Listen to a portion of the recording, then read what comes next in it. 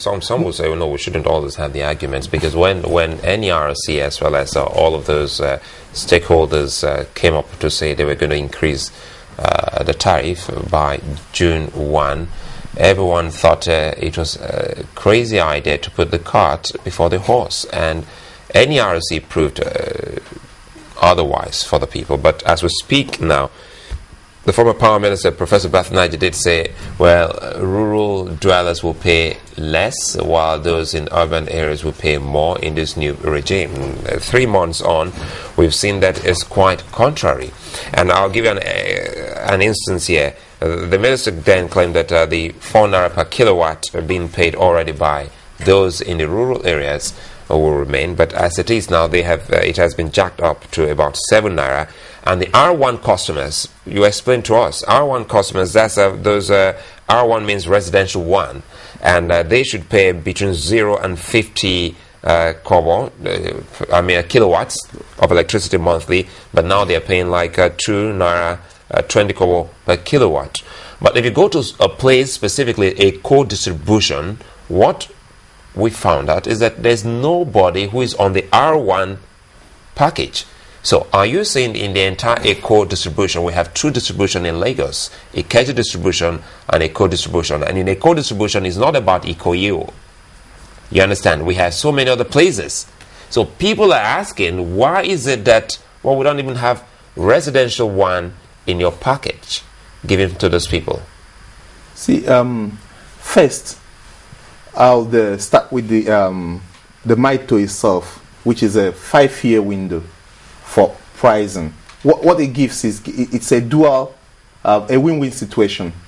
Win-win in the fact that the essence of the MITO is to give predictability and certainty to the investor that you're not going to play around with the prices. You're not going to use them as political gimmicks, and all that. And then on the other side, it gives predictability to the consumer. The consumer knows what he's going to pay for the next 5 years. He's able to do his energy planning, and know that I'm installing this AC, is going to do this, is going to bring this, and in the next 5 years it's going to be. So it helps with planning. So it's two ways. On what is that premise when you don't have constant electricity? How do you predict that this X amount is going to take you for this number of days? We're also receiving news from consumers that electricity is improved in the country right now. So we are getting to somewhere. You always have to go back. History is always a very good, reminder. It's always when they came up. Sorry to bottom. When they came up with that new price regime, it was going to be hinged on 5,000 megawatts, right? But as we speak, is below 5,000 megawatts. As we speak, so why is it that we didn't wait? This is a breach. We didn't wait for the 5,000 megawatts to be attained before we actually kicked off. Okay, now that brings us into the concept of you mentioned putting the cart before the horse. That brings us into how we arrived at making upwardly reviewing prices and electricity tariff to see if it can get to somewhere near cost reflectivity. What you have is a situation where you are moving from the old order, from the government-run monopoly, where government uses subsidy, carpet cross subsidy, and budget and plans electricity into as part of the budget, and then you now have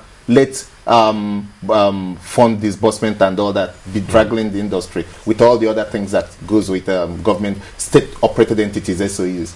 So you now leave that behind and you now move towards a common. If you see electricity, the minute you want to move into a competitive era, which is what other countries, everywhere our products, our manufactured goods come from, they have moved towards that. They are there. We're one of the rare countries around the world that still trying to move out of state-operated electricity. This thing, state cannot come in, but under license from the. You never break it down. So I'm trying to break it down. Yeah. Try to break it down. What I'm trying to say is where this pricing thing came about. Why you put that cart before the horse, if you should say so, is that if you do not make you want investors. Who are you relying on now to produce power? We have waited for NEPA for how many years?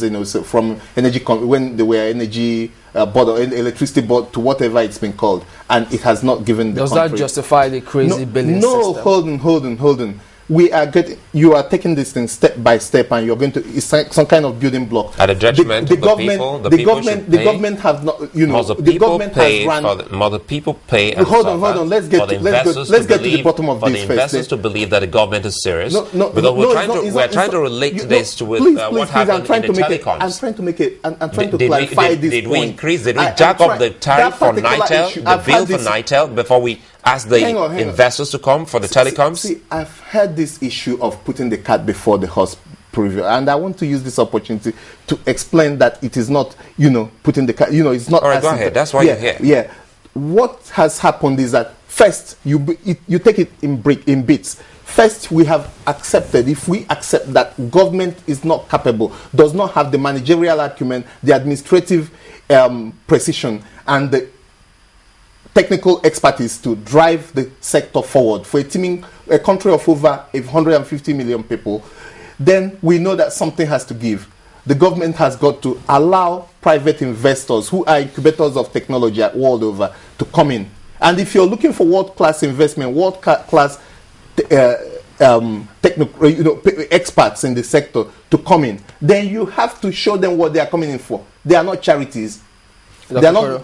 So you have to show them what they are coming. Yeah. You're not getting the point, and you want to move away from it. Now, no. Hang on. Just a minute. So if you're going to let them come in, asking is this. Yeah. There's nothing wrong in you, because after all. So if you're going to draw in world-class investors, experts to bring in the equipment, then you have to make sure that the cost we are paying for that product reflects what it that point. It averagely takes to produce that product and send it to consumers. And that is how we came about this whole issue. We get that point perfectly. Upwardly reviewing the tariff here. We get the point perfectly. Government can make all the best plans it has for the citizens will welcome it. But the question that everyone is asking for those who are facing this is this: why do they have to go astronomically? Not even geometrically now. I mean, that's why they call it crazy billing system. You would not. The question, respond to this one. He says, what does he do when he receives this crazy bill? Because, I mean, he receives a bill of 1,000 previously, and some of them receiving bills. So, I mean, how could they justify from 1,000 naira or 2,000 naira to 18,000 naira? 1,000 naira to 18,000 naira is not what we intentioned. Yeah, Dr. Amadi never intentioned. What does he do in this case? If you look first, the issue is that you go to our website. We've laid out what. No. I mean, the old customer receives that bill. What should he do? We have very elaborate customer care units. We have a government and consumer affairs unit which cascades into forum offices, customer care units in each of the discos, and we have open zonal offices across the 6 zones of the federation, and we are working very hard. Dr. Amadi, you know his background. Being a civil activist, he's a man of the people, and he knows all this.